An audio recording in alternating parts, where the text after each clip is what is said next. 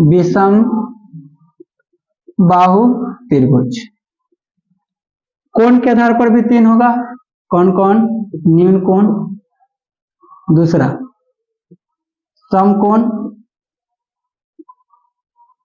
समकोण त्रिभुज, और तीसरा अधिक कोण त्रिभुज। ठीक है, अधिक कोण त्रिभुज। ठीक है, एक और मार्कर हो लेते हैं।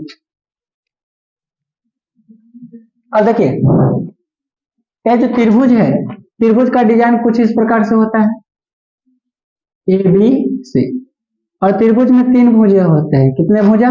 3। और अगर यहां से देखा जाए तो तीनों कोण का जोड़, एंगल ए, एंगल बी और एंगल सी का जोड़ कितना डिग्री होता है? 180 डिग्री होता है। 3 भुजा, 3 गो कोण होते हैं और 3 गो शीर्ष होते हैं। शीर्ष किसको बोलते हैं? तो इस जो कोना है ना, ये कोना को क्या बोलते हैं? शीर्ष बोलते हैं। और त्रिभुज के 6 भागों में बांटा गया है, 3 भुजा के आधार पर और 3 कोण के आधार पर। भुजा के आधार पर कौन कौन है? समबाहु त्रिभुज, समद्विबाहु त्रिभुज, विषमबाहु त्रिभुज। न्यून कोण, समकोण, अधिक कोण, एक कोण के आधार पर है।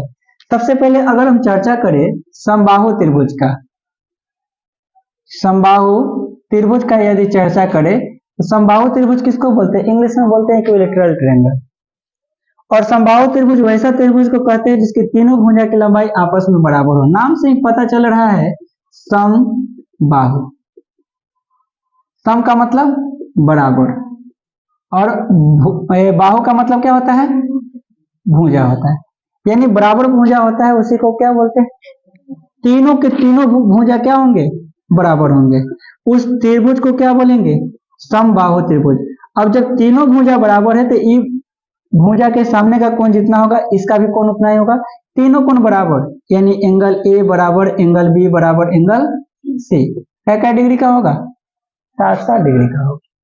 ठीक है, यहां से ए बी बराबर बी सी बराबर ए सी, तीनों भुजा की लंबाई भी क्या होगा? बराबर। अगर ई ए होगा तो ई होगा, ई भी क्या होगा? ए होगा। कोई दिक्कत वाली बात? तो यहां से यदि समबाहु त्रिभुज का परिमाप बोलेंगे, समबाहु त्रिभुज का परिमाप, समबाहु त्रिभुज का परिमाप बोलेंगे तो तीनों भुजा का जोड़, यानी a प्लस ए बराबर कितना? 3।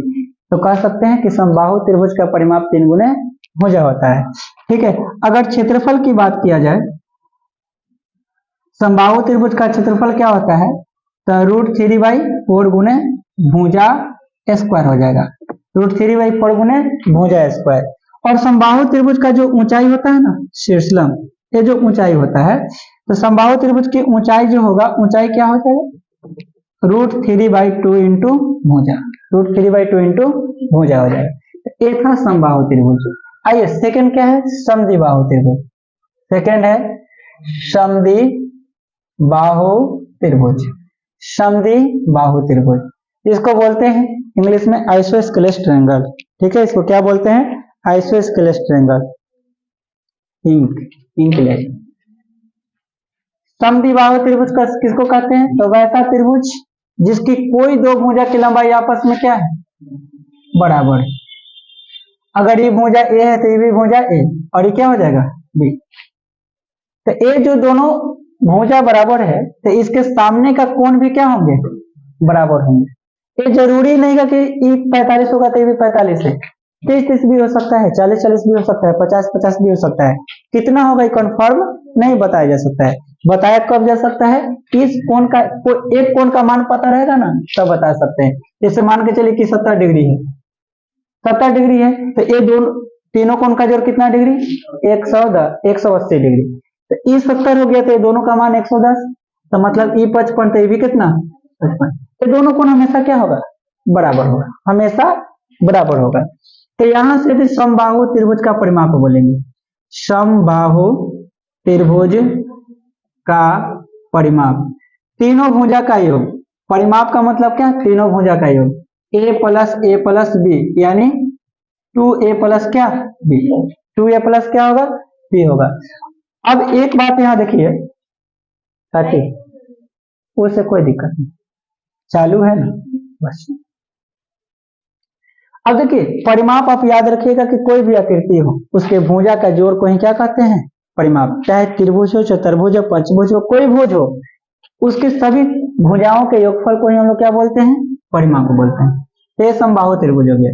और इसका क्षेत्रफल की बात बोलेंगे, समबाहु त्रिभुज, समद्विबाहु है ना, यहाँ समबाहु लिख दिए, समद्विबाहु त्रिभुज, समद्विबाहु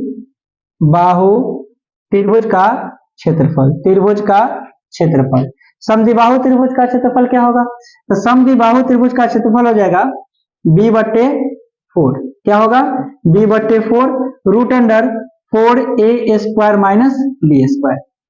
ठीक है, तो b/4 root under 4a² minus b²। और समद्विबाहु त्रिभुज की ऊंचाई की बात बोलेंगे, समद्विबाहु त्रिभुज की ऊंचाई b/2 नहीं, सिर्फ 1/2 रूट ओवर 4a² माइनस क्या, b²। ठीक है, अब बेसिक से आप जाइएगा ना, बेसिक से जाइएगा, तो बेसिक से आपको हम बताए हुए सबको प्रूव करके कि यहाँ से एक लंब डालेंगे, पहले लंब इसका मान निकाल लेंगे। यही ऊंचाई क्या है, ये आपका है 1/2 root under 4a² minus b²। ए क्या है, तब बराबर भुजा की लंबाई, बी क्या है, तो ये जो तीसरा भुजा है उसकी लंबाई। बात समझ गए। अब आइए तीसरा विषम बाहु त्रिभुज, किस पर, विषम बाहु त्रिभुज। विषम बाहु त्रिभुज किसको कहते हैं, तो वैसा त्रिभुज जिसका तीनों भुजा की लंबाई अकलोल बकलोल। समझ गए ना, मतलब अकलोल बकलोल का मतलब क्या, कि तीनों भुजा की लंबाई क्या है, अलग अलग, बराबर नहीं हो, मतलब ए बी बराबर नहीं होगा बीसी के, बराबर नहीं होगा एसी के। तीनों भुजा की लंबाई आपस में बराबर नहीं होगा, उसको क्या बोलेंगे, विषम बाहु बोलेंगे।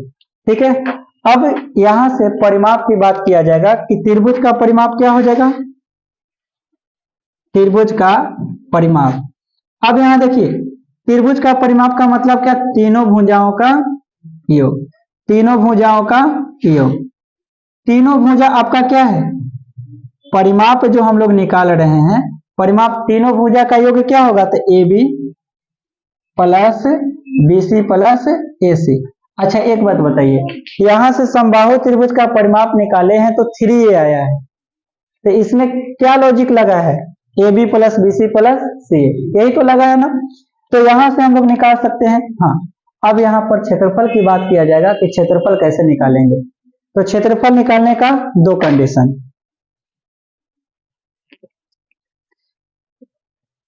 उल्टा खुलता है। ठीक है, इसको मिटा सकते हैं ना, ठीक है।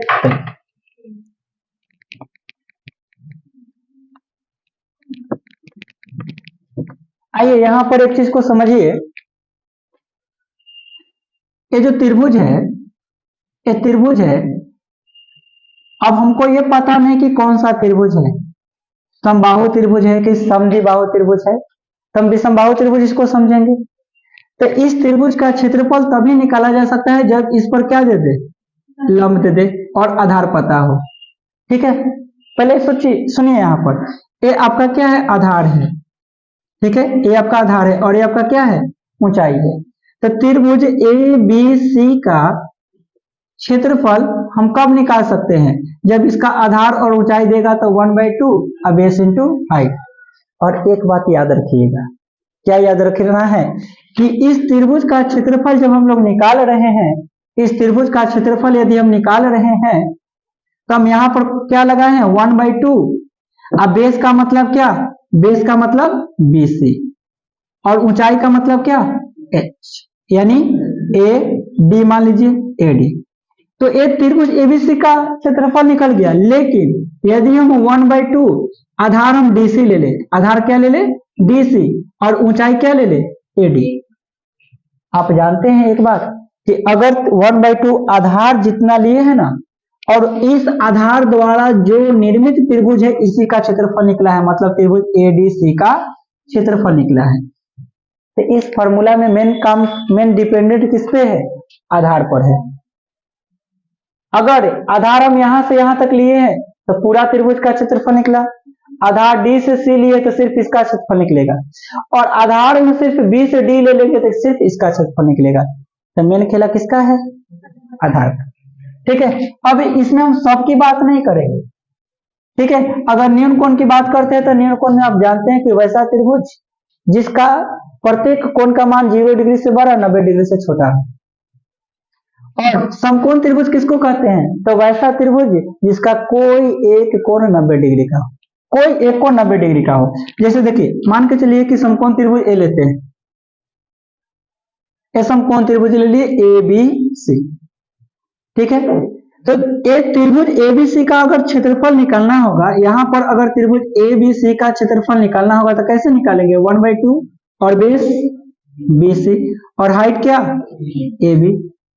निकल गया, कोई दिक्कत नहीं, इससे निकल गया। अगर मान के चले कि इससे हम इस पर लंब डाल दें बीडी, और इसका त्रिभुज एबीसी का क्षेत्रफल निकालना हो, त्रिभुज एबीसी का क्षेत्रफल निकालना हो, हम ऐसे भी निकाल सकते हैं 1/2 और आधार आप क्या मान लेंगे? AC, और ऊंचाई क्या हो जाएगा? B। इसी त्रिभुज को पलट देंगे तो कुछ इस प्रकार से बन जाएगा। ठीक है, C यहां आ जाएगा और B यहां पर चला जाएगा, A यहां पर आ जाएगा, D यहां पर। ठीक है, तो यहां से यहां तक हो जाएगा क्या? आधार, और ये क्या हो जाएगा? ऊंचाई हो जाएगा। बात समझे? तो त्रिभुज एबीसी का क्षेत्रफल ये दोनों त्रिभुज से क्या आएगा? बराबर ही आएगा। दोनों त्रिभुज से क्या आएगा? बराबर ही आएगा, डिफरेंस बिल्कुल भी नहीं आएगा। बोलिए, कोई दिक्कत? अब यहां पर एक चीज यहां पर समझ गए कि समबाहु त्रिभुज देगा तो उसका फॉर्मूला क्या होता है? तो समबाहु त्रिभुज का क्षेत्रफल का फॉर्मूला √3/4 गुने भुजा स्क्वायर, और समद्विबाहु त्रिभुज का क्षेत्रफल का फॉर्मूला क्या? b/4 √4a² - b²। ए क्या है? तो समान भुजा की लंबाई। बी क्या है? असमान भुजा की लंबाई। लेकिन एक बात याद रखिए, कहीं अगर समान भुजा जो है बी मान लेगा, असमान ए मान लेगा, तो वहां पर फॉर्मूला चेंज हो जाएगा। असमान मानेगा तो a/4 हो जाएगा √4 b² माइनस क्या हो जाएगा? a²। समझ गए? यहाँ 4 के साथ कौन रहेगा?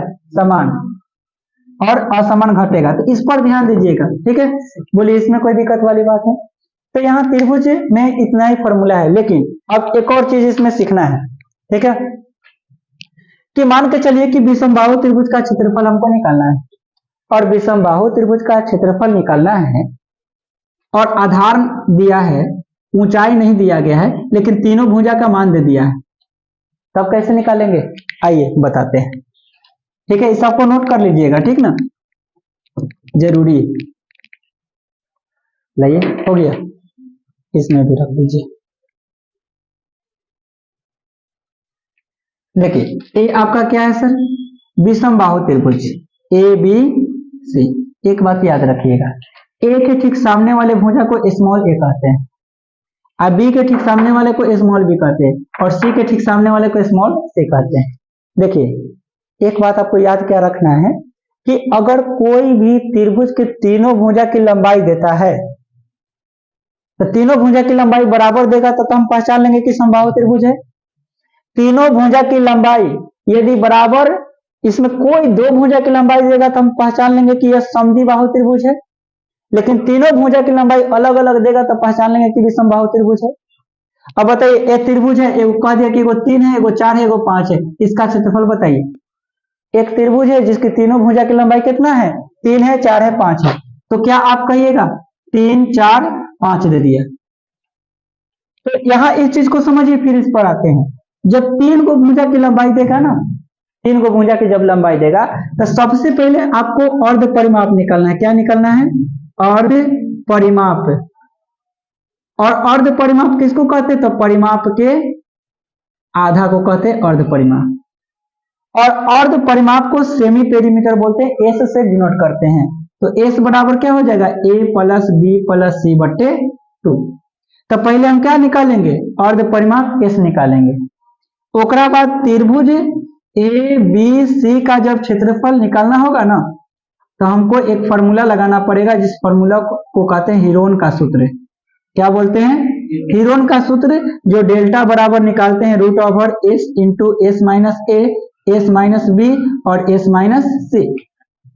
लेकिन अगर कोई भी विषम बाहु त्रिभुज में आधार दे देता है और ऊंचाई दे देता है तो हमको तो बल्ले बल्ले है, 1/2 बेस इंटू हाइट से निकाल देंगे।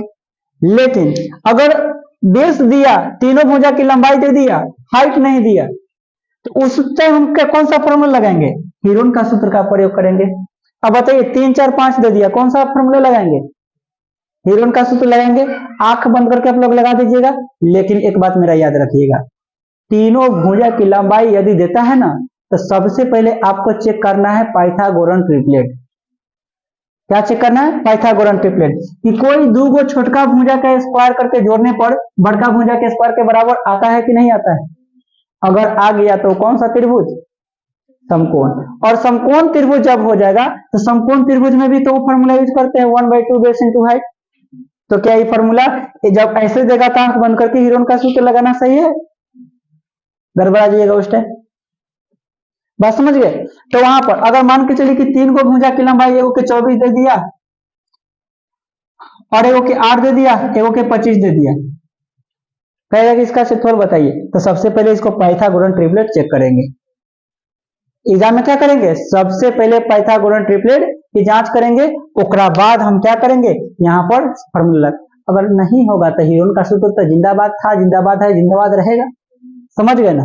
कोई दिक्कत? यहाँ पर त्रिभुज का खेला हो गया समाप्त। कोई दिक्कत है? आइए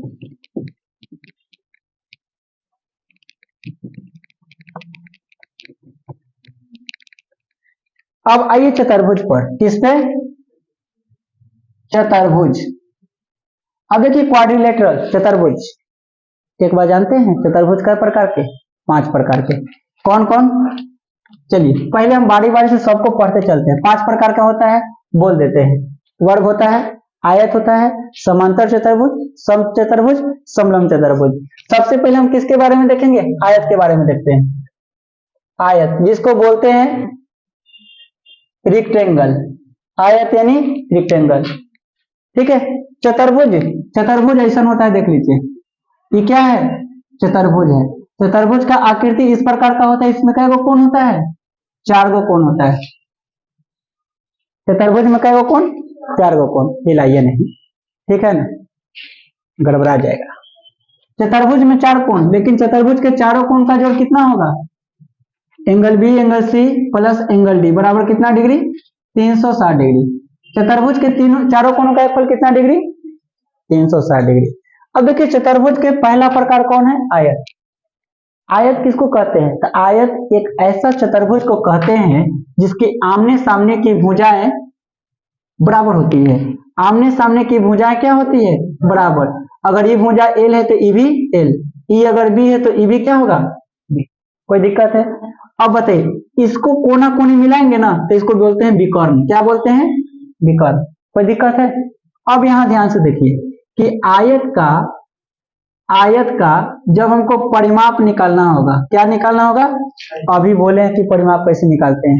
सभी भुजा का जोड़। अच्छा चारों भुजा को जोड़ेंगे तो 2 गो एल आएगा और प्लस 2 गो बी आएगा। तो दोनों में से कॉमन आ जाएगा तो 2 इंटू एल प्लस क्या हो जाएगा? फॉर्मूला समझ में है? 2 इंटू एल प्लस बी। और आयत का अगर क्षेत्रफल निकालना होगा, आयत का क्षेत्रफल कुछ नहीं कीजिए, लंबाई को चौड़ाई से क्या कर दीजिए? गुना कर दीजिए। लंबाई गुने चौड़ाई। कोई दिक्कत? याद रखिएगा कि लंबाई और चौड़ाई, लंबाई और चौड़ाई काहे गुना करते हैं पता है? नहीं पता है? समझ जाइए कि एक चतुर्भुज है, चतुर्भुज में ये आयत है, एक विकर्ण खींचे, कौन त्रिभुज बन गया? समकोण त्रिभुज। क्योंकि आयत के प्रत्येक कोण कै डिग्री का होता है? 90 डिग्री का होता है। तो समकोण त्रिभुज एल है और ये क्या है? बी है।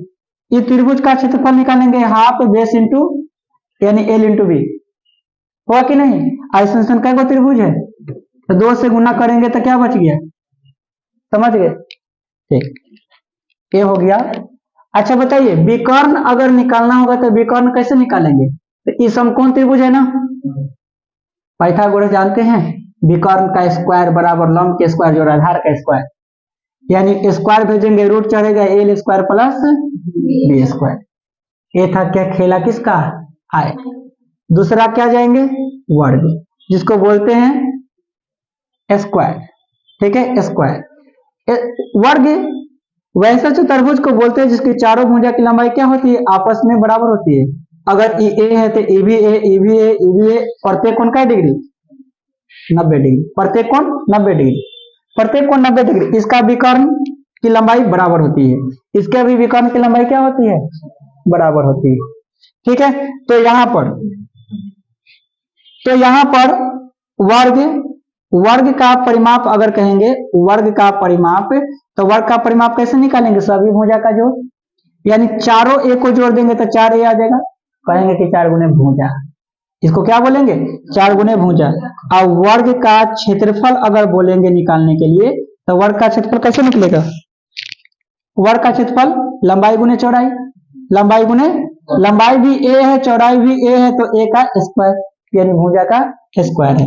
वर्ग का विकर्ण अगर कहा जाएगा तो वही पाइथागोरस लगाएंगे, कर्ण का स्क्वायर बराबर लंब का स्क्वायर जोड़ आधार का स्क्वायर, यानी √2 इंटू भुजा लगा लीजिएगा, यही आएगा।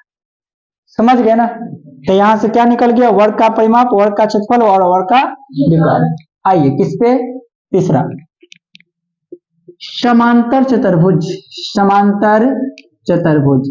अब देखिए समांतर चतुर्भुज को बोलते हैं पैरेललोग्राम, पैरेललो डबल LELO ग्राम, याद रखने का तरीका है पैरेललो, है ना, पैरेललोग्राम।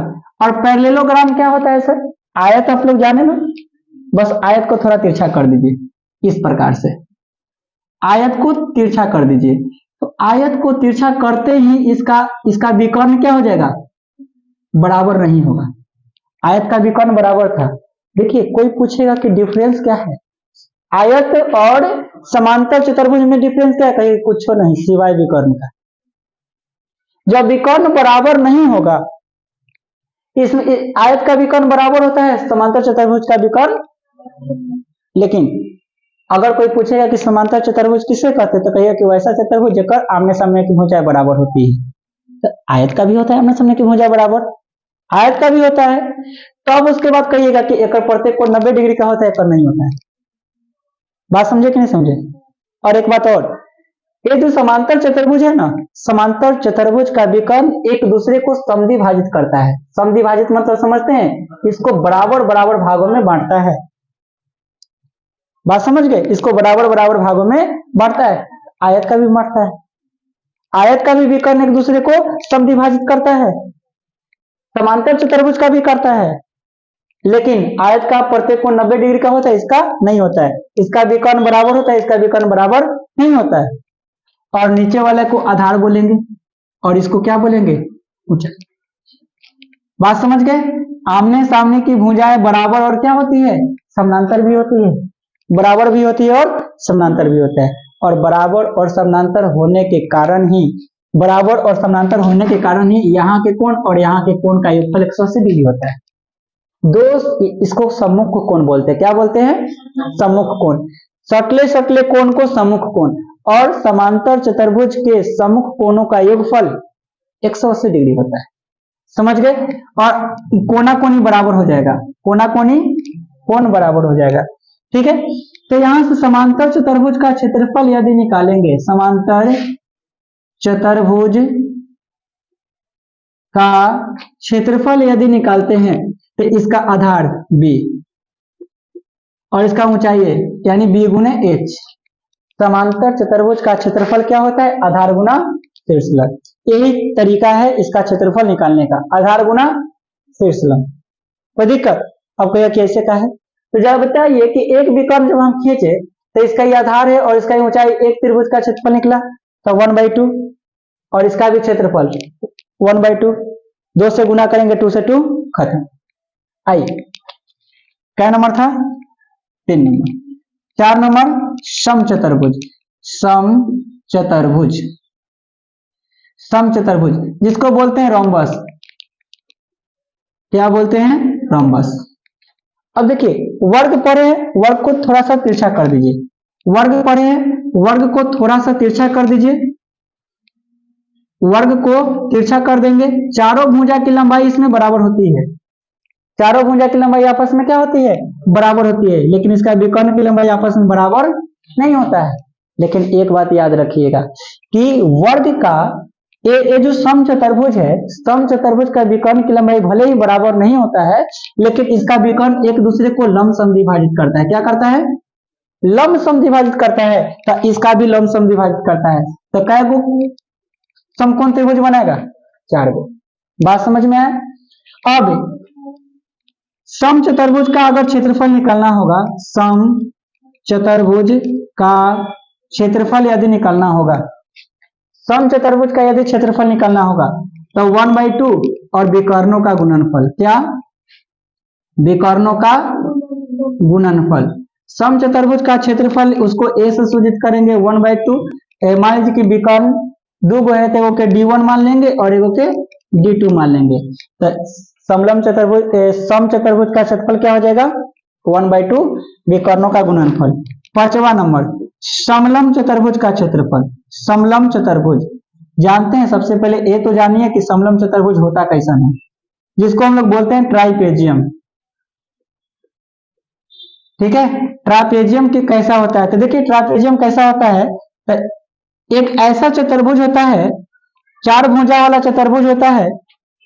इसके आमने सामने की भुजाएं समानांतर होती है और 2 भुजाएं असमानांतर होती है, यानी ए बी सी डी। मान के चलिए कि ए आपका ए भुजा है और नीचे वाला आपका बी भुजा है, और दोनों समानांतर भुजा के बीच की दूरी h है। ठीक है, तो ए 2 गो समानांतर है, एगो ए और एगो बी भुजा क्या है? समानांतर है, और इसके बीच की दूरी कितना है? h है। तो 2 भुजाएं समानांतर और 2 भुजाएं असमानांतर होती है, वैसे चतुर्भुज को समलंब चतुर्भुज कहते हैं। और समलंब चतुर्भुज का जो क्षेत्रफल होगा, समलंब चतुर्भुज का क्षेत्रफल, समलंब चतुर्भुज का जो क्षेत्रफल होगा 1/2 समांतर भुजाओं का जोड़, यानी a + b इंटू क्या? ऊंचाई। समांतर भुजाओं का जोड़ गुने क्या हो जाएगा? ऊंचाई। इतना चतुर्भुज का फॉर्मूला है। बोलिए कोई दिक्कत है? क्लियर है? आगे बढ़े, चुपचाप रहिए, टाइम हो गया, 4:30 में छुट्टी होगा। पहले से कहने बोले थे पढ़ाने के लिए।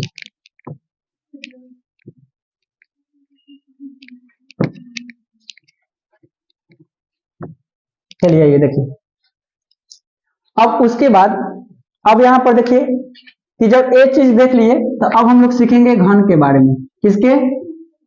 क्यूब। घन किसको बोलते हैं? घन किसको बोलते हैं? तो इंग्लिश में क्यूब बोलते हैं। क्यूब तो आप लोग देखेंगे जो मिलान करने वाला होता है ना, उसी को क्या बोलते हैं? क्यूब बोलते हैं, जो इस प्रकार के होता है।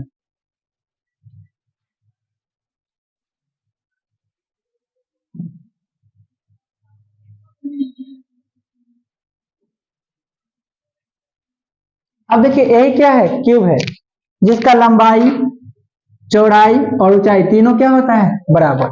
और घन जो है ना 3 डायमेंशनल है। वर्ग यानी चतुर्भुज और त्रिभुज दोनों क्या था? 2 डायमेंशनल था। और घन क्या है?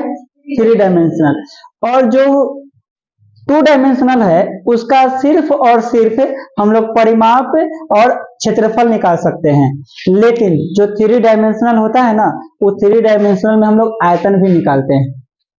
ठीक है, आयतन निकालते हैं। अब सबसे पहला ये बात देखिए कि ये जो है घन है, घन कितने फलक से मिलकर बना है? फलक जानते हैं? फलक को ही हम लोग क्या बोलते हैं? सतह बोलते हैं, उसको पृष्ठ भी बोलते हैं। ठीक है, इंग्लिश में सरफेस बोलते हैं। कितने सतह से मिलकर बना है जरा देखिएगा, एक इधर होगा तो एक ठीक सामने होगा। ठीक है, एक अगर इधर होगा तो एक ठीक इसके सामने होगा, एक नीचे होगा तो एक ऊपर होगा। यानी कितने फलक से मिलकर बना है? 6 फलक से मिलकर बना है। इसके कोण की बात करेंगे, कोण काउंट करेंगे तो कोण यानी उसको किनारा बोलते हैं। किनारा टोटल कितना होगा? 12।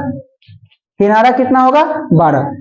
किनारा अगर देखिएगा तो 1 2 3 4 ऊपर 4 नीचे और 4 गो खाड़ा। 4 गो किनारा ऊपर, 4 गो किनारा ऊपर और 4 गो किनारा नीचे और चारों कोना पर एक एक खाड़ा रहेगा। टोटल कितना किनारा होता है? 12 को। अगर कोना की बात किया जाएगा, कोना जिसको बोलते हैं वर्टेक्स, कोना शीर्ष भी बोलते हैं। कोना कै गो है 8 गो, 1 2 3 4 5 6 7 और एक यहाँ पर 8। ठीक है, यही आपका क्या है कोना है। अब देखिए यहाँ पर एक घन है, तो घन में घन का प्रत्येक फलक घन का जो प्रत्येक फलक है, प्रत्येक सतह, प्रत्येक पृष्ठ है, वो किस आकृति का है? तो वो किस आकृति का है? तो वर्ग की आकृति का है। प्रत्येक फलक किस आकृति का है? वर्ग की आकृति का है। और वर्ग का क्षेत्रफल क्या होता है? वर्ग का क्षेत्रफल क्या होता है? भुजा स्क्वायर। और घन में कै गो फलक? 6 गो। कै गो? 6 गो फलक। तो एगो फलक का क्षेत्रफल भुजा स्क्वायर, तो 6 गो फलक का क्षेत्रफल 6 गुने भुजा स्क्वायर। तो घन का पृष्ठ क्षेत्रफल, घन का पृष्ठ क्षेत्रफल क्या हो जाएगा? 6 गुने, कोई दिक्कत? 6 गुने भुजा स्क्वायर। और देखिए आयतन कैसे हम लोग निकालते हैं। आयतन निकालने के लिए हमेशा एक कॉन्सेप्ट को याद रखिएगा, चाहे घन का आयतन हो, चाहे किसी भी आकृति का आयतन हो, किसी भी चीज का आयतन हो, कैसे निकालते हैं? तो उसके आधार के क्षेत्रफल में ऊंचाई से गुना कर देते हैं। आधार के क्षेत्रफल में ऊंचाई से गुना कर देते हैं। बताइए इसका आधार किस आकृति का है? भले ही दिखाई दे रहा है यह समचतुर्भुज, लेकिन वास्तव में समचतुर्भुज नहीं है, क्योंकि 3D पिक्चर को 2D पर बनाने के लिए थोड़ा टेढ़ा करना ही पड़ता है। वास्तव में क्यूब का नीचे का भी आप देखिएगा आधार का सतह, तो वो भी वर्ग दिखाई देगा। 6 के 6 पृष्ठ क्या होता है? वर्गाकार ही होता है। तो जरा बताइए वर्ग का क्षेत्रफल क्या होता है? भुजा स्क्वायर। और भुजा स्क्वायर में इसमें तो आयतन भी ए ही है, इसमें आयतन ए, ऊंचाई भी क्या है? सॉरी, ऊंचाई भी क्या है? ए है। तो ए से गुना करेंगे तो क्या हो जाएगा? ए क्यूब, यानी कह सकते हैं भुजा क्यूब। कोई दिक्कत? तो यहां से घन का विकर्ण निकालेंगे, घन का विकर्ण। तो घन का विकर्ण क्या हो जाएगा? √3 गुने भुजा। वर्ग का विकर्ण होता है √2 गुने भुजा, इसमें निकालेंगे √3 गुने भुजा। और इस बात को याद रखिएगा, ई कोना से ई कोना, सतह का विकर्ण नहीं होना चाहिए, इस बात को याद रखिएगा, सतह का विकर्ण। अच्छा बताइए यहीं पर देखिए, ये जो सतह है ना, ई कोना से ई कोना मिलाएंगे तो ये फलक का विकर्ण हो गया ना। ई कोना से हमको किस कोना को मिलाना पड़ेगा? ऊ कोना को। नीचे भी मिलाएंगे तो नीचे वाला सतह का विकर्ण हो जाएगा। तो ई कोना से सीधे ऊपर वाले कोना को मिलाएंगे, उसी को क्या बोलेंगे? विकर्ण। तो एक हेला किसका था? घन का। आइए घनाभ का देखते हैं। घनाभ क्यूबाइड, क्यूबाइड, क्यूबाइड, ठीक है, क्यूबाइड। अब देखिए क्यूबाइड किसको बोलते हैं? ये जो आपको दिखाई देगा ना, यही आपका क्या है? क्यूबाइड।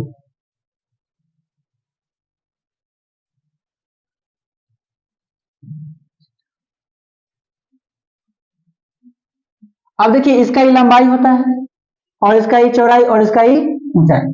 लंबाई, चौड़ाई और क्या होता है? ऊंचाई होता है। अब यहां से अब देखिएगा, आपसे पूछेंगे कि इसमें कै गो सतह? 6 गो। कै गो कोण? 12 गो। शीर्ष कै गो? 8 गो। इसमें भी उतना ही चीज होता है। फलक की संख्या 6 गो, और किनारा की संख्या 12 गो, कोण की संख्या, कोना की संख्या 8 गो। लेकिन एगो बात आपसे पूछेंगे कि जो घन बना है, घनाभ जो बना है, कितने प्रकार के फलक से मिलकर बना है? फलक तो 6 गो है, लेकिन कितने प्रकार के फलक है? 3 प्रकार के फलक है। अब कहेंगे कैसे? अब आप बताइए कि जिस रूम में आप बैठे हुए हैं, इस रूम में जिस पर आप खड़ा है, इसका ही लंबाई है, इसका ही चौड़ाई है। मतलब ये फलक कैसा है? लंबाई गुने चौड़ाई वाला फलक है। मतलब ये फलक कैसा है? लंबाई गुने चौड़ाई वाला फलक है कि नहीं है? जिस पर हम खड़ा है, लंबाई है और क्या है? चौड़ाई है। इस फलक की बात कीजिए, इसके ठीक सामने वाला, तो इसका क्या है? चौड़ाई है, और ऊपर की तरफ ऊंचाई है। मतलब ये फलक क्या है? चौड़ाई गुने ऊंचाई वाला है। ये वाला फलक बचा, ये वाला फलक, इसमें क्या है? लंबाई और ऊंचाई है। मतलब ये क्या है? लंबाई और ऊंचाई वाला है। यही 3 गो फलक है ना। एक फलक ये है, तो सेम टू सेम सामने वाला होगा। जो ही फलक होगा इसके ठीक सामने वाला क्षेत्रफल वाला होगा। एक नीचे होगा, इसके ठीक सेम क्षेत्रफल वाला ऊपर वाला होगा। 3 प्रकार के फलक। ये जो फलक है, ये कै गो है? 2 गो। ये भी कै गो? 2 गो। ये भी कै गो? 2 गो। मतलब तीनों के तीनों कै गो है? 2 गो। अब सबको जोड़ेंगे तो 6 सतह का क्षेत्रफल निकला कि नहीं निकला? 2 गई, 2 गई, 2 गई। 3 अगर सबको जोड़ देंगे तो सब में से 2 क्या हो जाएगा? कॉमन। तो यहाँ क्या बचा? LB, यहाँ क्या बचा? BH, और यहाँ क्या बचा? सॉरी ए जो होगा एल गुना एच होगा ना, यानी एच एच। बोलिए कोई दिक्कत? तो कह सकते हैं कि घनाभ के जो संपूर्ण सतह का क्षेत्रफल है, घनाभ के संपूर्ण का मतलब होता है कुल, संपूर्ण का मतलब कुल सतह का क्षेत्रफल, कुल सतह का क्षेत्रफल क्या 2 into L B plus B H plus क्या एच एल। बोलिए कोई दिक्कत? 2 into L B plus B H plus क्या एच एल। अब बताइए ये कैसे निकला, समझ में आया? 6 का कैसे निकला? क्योंकि 3 प्रकार के फलक है। कोई दिक्कत? अब बताइए घनाभ का यदि हमको आयतन निकालना होगा, घनाभ का आयतन, अभी कॉन्सेप्ट क्या बताएं कि आधार के क्षेत्रफल में ऊंचाई से गुना करेंगे, आधार के क्षेत्रफल में ऊंचाई से गुना करेंगे। ये आपका आधार है, आधार का क्षेत्रफल क्या लंबाई गुने चौड़ाई, और ऊंचाई से गुना करेंगे यानी एल गुना बी गुना एच। कोई दिक्कत? एल गुना बी गुना एच। अगर घनाभ का विकर्ण निकालना होगा, घनाभ का विकर्ण, तो घनाभ का विकर्ण क्या होगा root over L square plus B square plus H square. घन का जो विकर्ण था root under L square plus B square था, और घनाभ का विकर्ण क्या होगा root under L square plus B square plus H square. कोई दिक्कत? अब यहाँ घनाभ का खेला हो गया खत्म। लेकिन कभी कभी जानते हैं एगो पूछ देता है कमरे के चारों दीवारों का क्षेत्रफल, कमरे के चारों दीवारों का क्षेत्रफल। अब बताइए कमरा के कई गो दीवार होता है? 4 गो होता है ना, एगो तो फर्श होता है, एगो छत होता है, वो तो दीवार नहीं होता है। मतलब क्या, नीचे वाला का क्षेत्रफल और ऊपर वाला का क्षेत्रफल क्या हो जाएगा, घट जाएगा। यानी कहने का मतलब है कि ये आपका 2 इंटू एल भी क्या हो जाएगा, खत्म हो जाएगा। तो यहाँ क्या बच गया, ये दोनों में, ये दोनों में क्या बचेगा, कॉमन हो जाएगा 2, एच भी कॉमन हो जाएगा, एच भी कॉमन, तो एल प्लस क्या बचेगा बी, और इंटू क्या, तो कह सकते हैं कि 2 into L plus B into H. यानी कमरे के जो चारों दीवारों का क्षेत्रफल होगा आयत के परिमाप में एच से गुना कर दीजिए, निकल जाएगा। बोल दीजिए 4.5 में, ठीक है। 2 into L plus B into क्या हो जाएगा एच। बोलिए कोई दिक्कत वाली बात है? तो ये हो गया कमरे के चारों दीवारों का क्षेत्रफल। आइए बोलिए इतना में कोई भी दिक्कत है तो घनगणना में कोई दिक्कत है नहीं ना?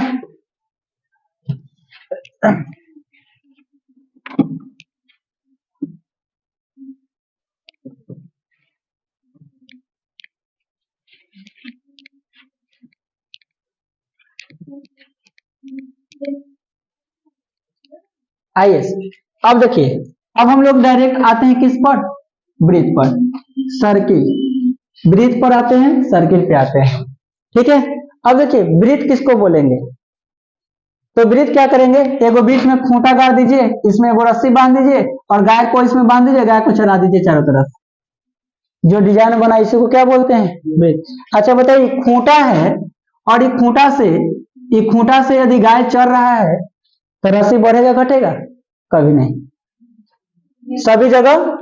और इस रस्सी को ही क्या बोलेंगे, त्रिज्या बोलेंगे, और इस जहां खूंटा होगा उसको क्या बोलेंगे, केंद्र बोलेंगे। और ये जो बाउंड्रिंग हुआ इस बाउंड्रिंग को बोलेंगे परिधि, क्या बोलेंगे, परिधि, ठीक है। सरकमफ्रेंस, सरकमफ्रेंस, ठीक है, क्या बोलेंगे, सरकमफ्रेंस बोलेंगे। बोलिए कोई दिक्कत है? अब देखिए अच्छा एक बात बताइए कि अगर यहां से यहां तक त्रिज्या है तो यहां से यहां तक भी त्रिज्या होगा, लेकिन इस पूरे को व्यास बोलने लगते हैं, क्या बोलते हैं, व्यास। तो व्यास को हम लोग बेसिकली डी से डिनोट करते हैं, क्या चीज से, डी से डिनोट करते हैं। तो व्यास कैसे बना, आर प्लस आर से, यानी व्यास बराबर कितना 2r। तो कह सकते हैं कि व्यास बराबर 2r, तो r बराबर व्यास का आधा, कह सकते हैं r बराबर क्या, व्यास का आधा।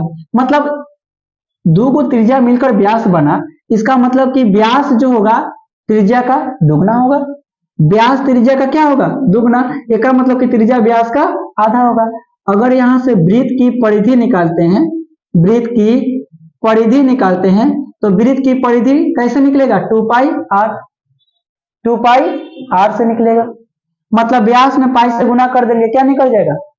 और इसका वृत्त का जब क्षेत्रफल निकालना होगा, वृत्त का क्षेत्रफल, तो वृत्त का क्षेत्रफल कैसे निकालेंगे, पाई आर स्क्वायर से निकालेंगे। अब एक बात याद रखिएगा कि ये वृत्त है, वृत्त के केंद्र से परिधि तक मिलाने वाले रेखाखंड को त्रिज्या कहते हैं। क्या बोलते हैं? त्रिज्या कहते हैं। लेकिन वृत्त के दो परिधि के मिलाने वाला रेखाखंड को जीवा बोलते हैं, कॉर्ड बोलते हैं। क्या बोलते हैं? जीवा बोलते हैं। इसको क्या बोलेंगे? जीवा। एक वृत्त के अंदर बहुत सारा क्या हो सकता है? जीवा। और सबसे लंबे जीवा को व्यास कहते हैं, जो कहां से होकर गुजरता है? केंद्र से होकर गुजरता है। सबसे लंबे जीवा को ही क्या कहते हैं? व्यास कहते हैं। कोई दिक्कत है? तो वृत्त आपको समझ में आया। अब देखिए एक बात, वृत्त के बाद अर्धवृत्त पढ़ाइए। अर्धवृत्त, अर्धवृत्त, सेमी सर्कल, सेमी सर्कल। अब सेमी सर्कल किसको बोलेंगे? सेमी सर्कल किसको बोलेंगे? तो वृत्त का आधा, वृत्त का आधा। अब जरा देखिए, ये आपका क्या है? वृत्त है, और ये वृत्त का व्यास है, तो इसके आधा भाग को ही क्या कहते हैं? अर्धवृत्त कहेंगे। ये तो केंद्र है। जब इसका वृत्त की परिधि निकालेंगे, वृत्त की अर्धवृत्त, अर्धवृत्त की परिधि निकालेंगे, तो आपके माइंड में एक बात गूंज रहा होगा कि 2πr होता है ना, इसका आधा है ना। लेकिन एक बात देखिए यहां पर कि अगर ये वृत्त है तो ये पूरा का मान क्या है? 2πr है। लेकिन जैसे ही इसके आधा करते हैं, आधा करते हैं, तो सिर्फ इतना का मान आता है क्या? πr। सिर्फ इतना का मान क्या आएगा? πr, अगर आधा कीजिएगा तो। लेकिन परिधि चाहे परिमाप तभी निकलेगा जब आकृति बंद हो। परिधि या परिमाप तभी निकलेगा। क्या आप इसका परिमाप बता सकते हैं?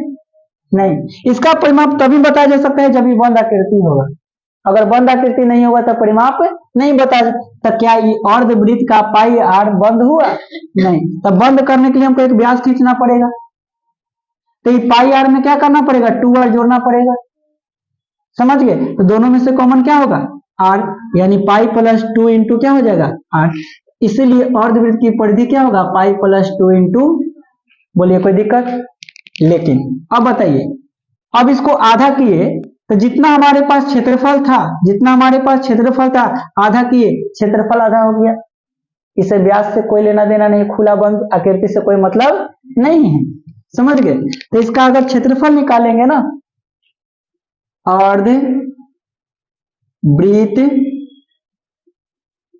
अर्धवृत्त का यदि क्षेत्रफल निकालेंगे तो 1/2 क्या हो जाएगा?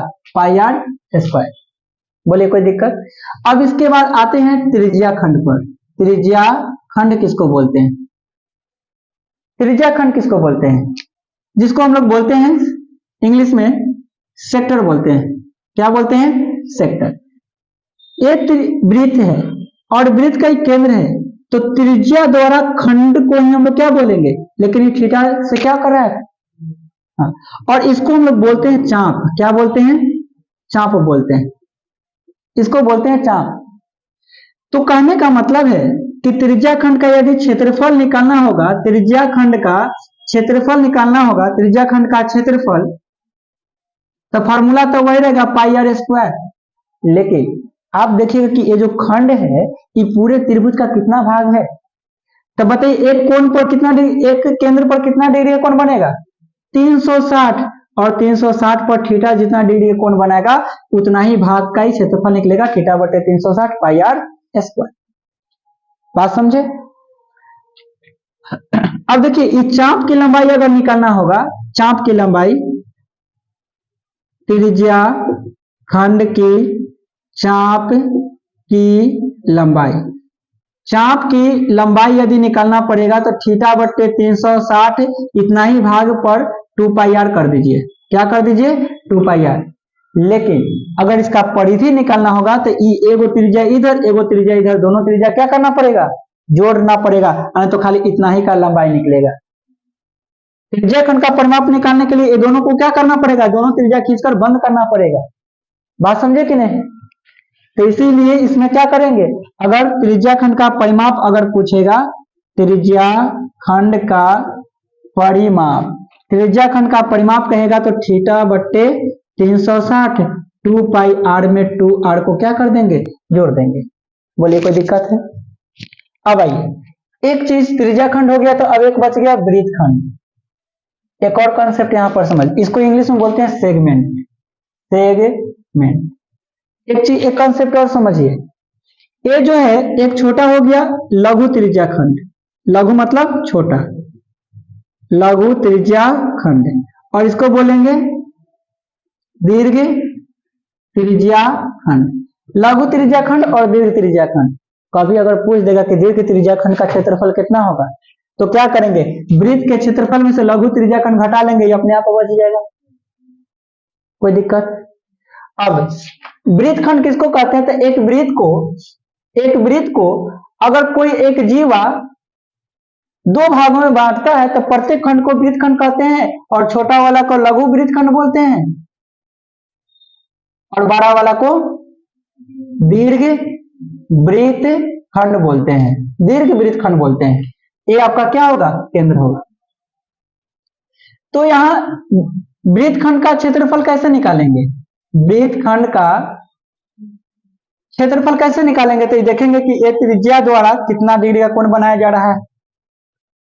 मान के चलिए कि थीटा डिग्री का कोण बनाएगा, तो फॉर्मूला वही रहेगा त्रिज्या खंड वाला, थीटा बटे 360 पाई आर स्क्वायर, लेकिन उसमें से त्रिभुज का क्षेत्रफल क्या करना पड़ेगा, घटाना पड़ेगा, तब तो ये इसका क्षेत्रफल बचेगा। इसका त्रिभुज का क्षेत्रफल लगाइएगा 1/2 आर स्क्वायर साइन थीटा। बात समझ में है, कोई दिक्कत। यही आपका क्या है, अगर ये वृत्त खंड का परिमाप कहेगा तो इसका तो परिमाप आप निकालना जानते हैं, थीटा बटे 360 2 पाई आर, और उसमें आपको जीवा की लंबाई को क्या करना पड़ेगा, जोड़ देना। बोलिए इतना में कोई दिक्कत है, पानी है।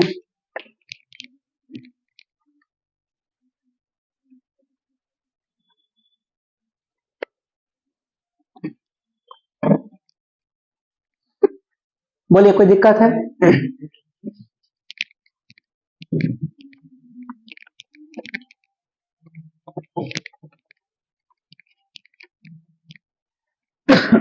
स्मार्ट आ रहे हैं, डेली आते हैं, आज कैसे नहीं आएंगे। देखिए अब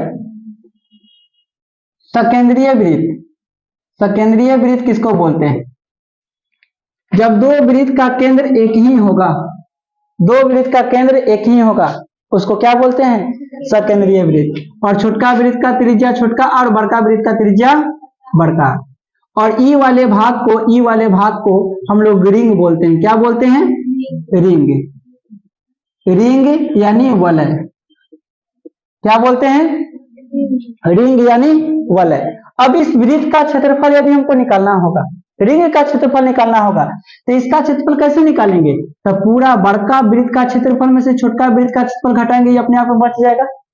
यानी वलय का क्षेत्रफल, वलय का क्षेत्रफल बराबर क्या, पाई बड़का आर स्क्वायर माइनस पाई छोटका आर स्क्वायर। तो इसको हम ऐसे भी तो कर सकते हैं, पाई बड़का R square minus pi into छोटका आर स्क्वायर। अब ये A square minus B square पर, तो पाई इंटू बड़का आर प्लस छोटका आर, और बड़का आर माइनस छोटका आर। कोई दिक्कत, कोई भी यूज कर सकते हैं फॉर्मूला को, बोले कोई दिक्कत है। तो यहाँ वृत्त का लगभग में सारा फॉर्मूला आपको हम बता दिए। अब आइए बेलन पढ़ाते हैं। बेलन जिसको बोलते हैं सिलेंडर, ठीक है, सिलेंडर। सिलेंडर कैसा होता है, इस प्रकार से होता है, देख लीजिए। आप लोग देखे होंगे ड्रम, ठीक है, सबके घर में ऐसा होगा ड्रम, और इसका नीचे वाला आधार वृत्ताकार होगा, ऊपर वाला आधार भी वृत्ताकार होगा, और एक कुछ न कुछ ऊंचाई का होगा, ठीक है। अब देखिए एक बात याद रखिएगा कि जिस आकृति में एक से ज्यादा प्रकार की आकृति अगर आ जाता है तो उसमें हम लोग क्षेत्रफल दो को निकालते हैं, एगो वक्र पृष्ठ क्षेत्रफल और एगो कुल पृष्ठ क्षेत्रफल, दो को क्षेत्रफल निकलता है। और वक्र पृष्ठ किसको कहेंगे, तो ये जो आपको डब्बा का जो चारों तरफ होगा ना मुड़ा हुआ, उसको बोलेंगे वक्र पृष्ठ क्षेत्रफल। और कुल पृष्ठ क्षेत्रफल किसको बोलेंगे, तो इसके जो चारों तरफ का क्षेत्रफल जिसको वक्र पृष्ठ बोल रहे हैं, नीचे का भी वृत्त का क्षेत्रफल और ऊपर का भी वृत्त का क्षेत्रफल जुड़ जाएगा, उसको क्या बोलेंगे, कुल पृष्ठ क्षेत्रफल। यानी बेलन का वक्र पृष्ठ क्षेत्रफल। अब एक बात सोचिए, आप एगो सिक्का ले लीजिए और सिक्का पर सिक्का, सिक्का पर सिक्का, सिक्का पर सिक्का अगर जोड़िएगा तो बेलन की आकृति बन जाएगा। और एक सिक्का के अगर चारों तरफ की लंबाई आप नापिएगा, उसको क्या बोलिएगा, परिधि, वृत्त की परिधि। एक्स का के चारों तरफ की लंबाई नापिएगा तो उसको क्या बोलिएगा, वृत्त की परिधि। वैसे उसे एच ऊंचाई तक आपको वृत्त की परिधि नापना है तो उसको वक्र क्षेत्रफल बोलिएगा।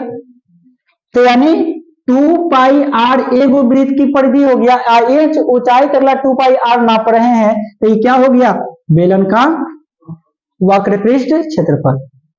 और कुल पृष्ठ क्षेत्रफल यदि निकालना है, कुल पृष्ठ क्षेत्रफल यदि निकालना है तो 2 पाई आर एच में नीचे का एगो वृत्त का क्षेत्रफल है, ऊपर का एगो वृत्त का क्षेत्रफल यानी 2 पाई आर स्क्वायर जोड़ देंगे।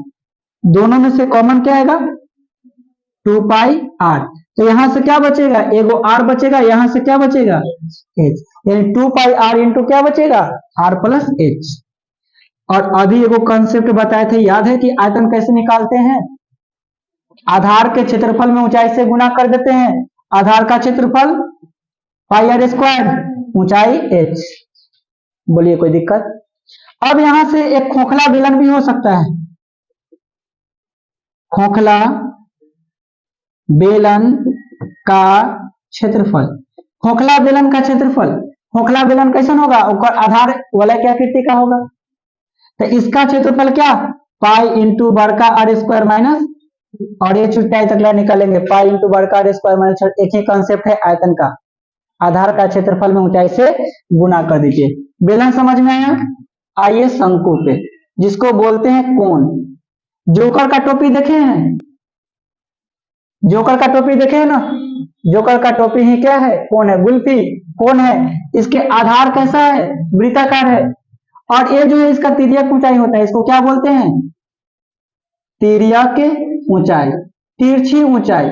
और ये आपका क्या है, ऊंचाई है, ये ऊंचाई है और ये क्या है, त्रिज्या, और यह ऊंचाई। और इसके जो चारों तरफ जो सतह रहेगा उसको बोलते हैं वक्र पृष्ठ, और उसमें वृत्त जुड़ जाएगा तो बोलेंगे कुल पृष्ठ। वक्र पृष्ठ कुल पृष्ठ समझ में आ रहा है। तो वक्र पृष्ठ जो निकालेंगे इसका वक्र पृष्ठ क्षेत्रफल, वक्र पृष्ठ क्षेत्रफल पाई आर एल होगा, क्या होगा, पाई आर एल, ठीक है। और इसका कुल पृष्ठ निकालेंगे, कुल पृष्ठ क्षेत्रफल, ये पाई आर एल में पाई आर स्क्वायर जोड़ देंगे तो इसका हो जाएगा pi r into r plus l. कोई दिक्कत। अब देखिए आपको दिखाई दे रहा होगा ये एक समकोण त्रिभुज बन रहा है, बन रहा है। तो यहां से तिर्यक ऊंचाई का एक आयतन का फॉर्मूला, आयतन पहले निकाल लीजिए। एक बात देखिए, ये बेलन, बेलन है ना, तो बेलन में यदि हम शंकु को बनाएंगे ना, बेलन में यदि हम शंकु को बनाएंगे तो ये जो शंकु का आयतन हो रहा ना, ये पूरे बेलन के आयतन का लगभग 1/3 भाग होता है। कितना, 1/3 भाग। तो इसका आयतन बेलन का होता है पाई आर स्क्वायर, इसका 1/3 भाग हो जाएगा किसका आयतन, शंकु का आयतन। कोई दिक्कत। अब ये जो यहां से अगर तिर्यक ऊंचाई हम निकालने जाए तो समकोण त्रिभुज बन रहा है, तो रूट ओवर एच का स्क्वायर प्लस क्या, आर का स्क्वायर लगा के हम क्या निकाल सकते हैं। अब जिसे कहिएगा कि खोखला बेलन का आयतन होता है, खोखला बेलन का क्षेत्रफल नहीं आयतन, ठीक है। हम कहें कि जैसे खोखला बेलन का आयतन होता है उसी प्रकार से खोखला शंकु का आयतन होता है, नहीं, ठीक है। अब शंकु हो गया ना, इसके बाद देखिए गोला, लास्ट टॉपिक है गोला, ठीक है। लास्ट टॉपिक क्या है, गोला, जिसको बोलते हैं स्फीयर। आप लोग से उम्मीद है कि फुटबॉल तो देखे ही होंगे ना, वृत्त में समझने का भूल नहीं कीजिएगा। ये क्या है, फुटबॉल। और फुटबॉल है तो जरा आप ये फुटबॉल को ध्यान से देखिए, यहां से यहां तक क्या होगा, त्रिज्या, ये भी क्या होगा, त्रिज्या, ये भी त्रिज्या और ये भी त्रिज्या। फुटबॉल का त्रिज्या ही आपको ऊंचाई देगा। और फुटबॉल गोल होता है इसलिए इसमें वक्र पृष्ठ नहीं निकलेगा, क्योंकि इसमें एक ही प्रकार की आकृति है, गोल, ठीक है। तो गोला का क्या निकल जाएगा, गोला का पृष्ठ क्षेत्रफल क्या निकलेगा, पृष्ठ क्षेत्रफल। गोला का पृष्ठ क्षेत्रफल हो जाएगा 4 पाई आर स्क्वायर, लगभग 4 गो वृत्त से मिलाकर बना है। आप रिंग को ले लीजिए, एगो ऐसे लगाइए, एगो इधर से लगाइए, एगो इधर से लगाइए, एगो इधर से लगाइए, समझ गए ना। गोला का पृष्ठीय क्षेत्रफल हो गया। अगर गोला का आयतन निकालना होगा तो गोला का आयतन 4/3 पाई आर क्यूब हो जाएगा। लगभग शंकु के आयतन का 4 गुना। शंकु के आयतन क्या होता है 1/3 पाई आर स्क्वायर, इसमें h भी तो r ही है, इसका कै गुना 4 गुना। शंकु के आयतन का कै गुना 4 गुना। अब इसी गोला को अगर हम बीचे बीचे काट देते हैं तो अर्ध कटोरा लेखन बन जाता है अर्ध गोला। क्या बन जाएगा, इसको बोलेंगे अर्ध गोला। अर्ध गोला, अर्ध गोला जिसको बोलते हैं हेमिस्फेयर, हेमिस्फेयर बोलते हैं। ये इसका त्रिज्या है और इसका भी ये भी त्रिज्या है। लेकिन एक बात देखिए, इसमें एक से अधिक प्रकार का डिजाइन आ गया। ये इसका वक्र गोला का वक्र हो गया और ऊपर का वृत्त, 2 प्रकार की आकृति आ गया। मतलब इसमें वक्र पृष्ठ और कुल पृष्ठ दोनों आएगा, समझ गए। तो अर्धगोला का वक्र पृष्ठ कितना हो जाएगा 2 पाई आर स्क्वायर, और कुल पृष्ठ में एगो वृत्त का क्षेत्रफल जुड़ जाएगा ना, यानी कितना हो जाएगा 3 पाई आर स्क्वायर। ये वक्र पृष्ठ था और ऊपर एगो वृत्त का क्षेत्रफल जुट गया, क्या हो गया कुल पृष्ठ। अब इसमें आयतन की बात करेंगे तो गोला के आयतन का आधा, ये 4/3 है तो 2/3 पाई आर की। बोलिए कोई दिक्कत। अगर खोखला गोला का आयतन आपको कहेगा, खोखला गोला का आयतन, खोखला गोला का आयतन कहेगा तो 4/3 पाई बड़का आर क्यू माइनस छोटका आर क्यू, और खोखला अर्ध गोला का आयतन बोलेगा तो 2/3 पाई इंटू बड़का आर क्यू माइनस छोटका आर क्यू। बोलिए कोई दिक्कत। अब 1-2 मिनट का समय दीजिए, इतना जब मेहनत किए हैं तो इस पर एक कंसेप्ट बड़ा बढ़िया बताते हैं, ध्यान से सुनिएगा। अब सवाल में एक बात याद रखिएगा, कभी कभी कहेगा ना कि ठोस आकृति है, ठोस आकृति को पिघलाकर एक छोटा छोटा आकृति बनाया जाता है, तो कितना आकृति बनाया जाएगा, तो उस कंडीशन में हम लोग बनाएंगे कैसे। तो जो बड़ा आकृति को पिघलाकर छोटा आकृति में बदला जाता है, तो बड़ा आकृति का आयतन निकाल देंगे और छोटा आकृति का आयतन से क्या कर देंगे, भाग कर देंगे। बात समझ गए। इस तरह से संख्या निकल जाएगा। दूसरी का कंसेप्ट, यदि गोला का आयतन, गोला हो, शंकु हो, बेलन हो, कोई भी आकृति को पिघलाकर एक दूसरा आकृति में बदला जाता है तो दोनों का आयतन बराबर कर देंगे। दोनों का आयतन क्या कर देंगे, बराबर कर देंगे दोनों का। क्योंकि कहने का मतलब है कि अगर एक आकृति को पिघलाकर दूसरा आकृति में बनाते हैं तो मटेरियल तो सेम ही है, दोनों की मात्रा तो सेम है। कभी कह देगा कि गोला को पिघलाकर बेलन बनाया जाता है तो बेलन की ऊंचाई या लंबाई बताइए, त्रिज्या दे देगा, तो दोनों का आयतन बराबर कर देंगे, सवाल वहां से क्या हो जाएगा, बन जाएगा। कोई दिक्कत वाली बात है। अब देखिए एक बढ़िया कंसेप्ट, सवाल कभी कभी ऐसे बोलता है ना कि कोई बेलनाकार बर्तन है या बेलनाकार ठोस है, उसके त्रिज्या को यदि दोगुना कर दिया जाता है तो उसका वक्र पृष्ठ क्षेत्रफल कै गुना हो जाएगा, या आयतन कै गुना हो जाएगा। ऐसा क्वेश्चन आपको देखने को मिला होगा कि त्रिज्या को दोगुना करने पर उसका आयतन कै गुना हो जाता है, उसका पृष्ठीय क्षेत्रफल कै गुना हो जाता है। तो ये जो है खेला होता है ना, सारा के सारा फॉर्मूला के रूप पर होता है। जैसे देखिए आपको बताते हैं कि यहाँ बेलन का वक्र पृष्ठ क्षेत्रफल क्या है 2 पाई आर एच है। अब इसका रूप देखेंगे तो इसका रूप क्या है, पावर 1 है, एच का भी पावर 1 है। अगर एक बात बताइए, कहेंगे कि त्रिज्या को दुगना किया जाता है, त्रिज्या को दुगना करेंगे ना तो इसका त्रिज्या का पावर क्या है 1 है, तो इसका वक्र पृष्ठ क्षेत्रफल भी 2 गुना ही रहेगा। वक्र पृष्ठ क्षेत्रफल भी कै गुना रहेगा 2 गुना। लेकिन कहेगा कि त्रिज्या को यदि 2 गुना कर दिया गया, त्रिज्या को 2 गुना कर दिया गया तो इसका बेलन का आयतन कै गुना हो जाएगा, तो पाई आर स्क्वायर एच होता है। तो आयतन की जगह अगर 2 गुना किया जाएगा तो 2 का स्क्वायर हो जाएगा। त्रिज्या को 2 गुना किया गया है तो यहाँ त्रिज्या क्या है फॉर्मूला में आर स्क्वायर, तो इसका ही आर स्क्वायर कर दीजिए, यानी आयतन कै गुना हो जाएगा 4 गुना हो जाएगा। बोलिए कोई दिक्कत।